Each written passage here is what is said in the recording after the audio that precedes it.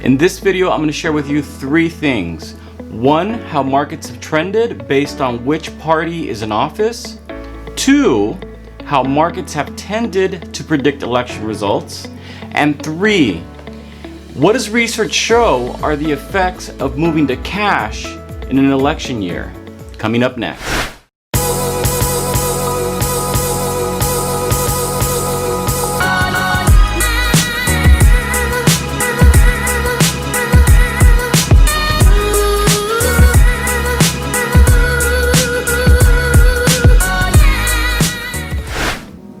Hello everyone, Ray Valencia here, creator of Kept Investor, investment advisor representative, and life insurance agent.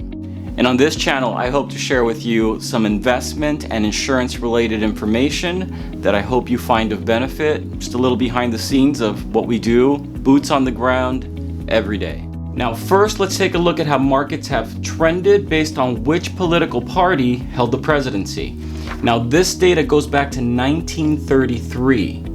And if we go to the chart, and we'll take a look at it here, Democrats represented in blue, Republicans represented in red, and this is a chart of the S&P 500 through that time period.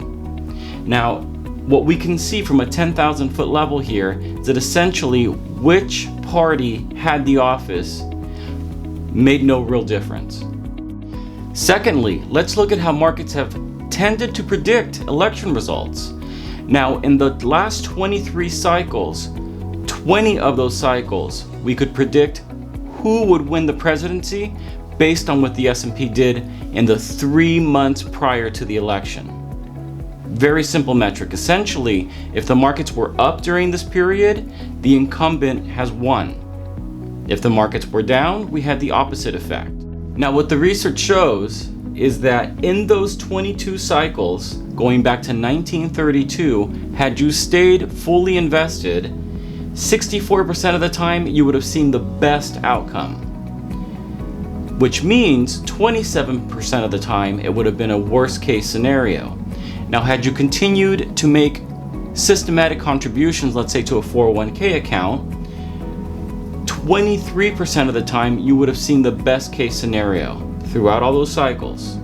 But 0% of the time, you would have seen a worst case outcome.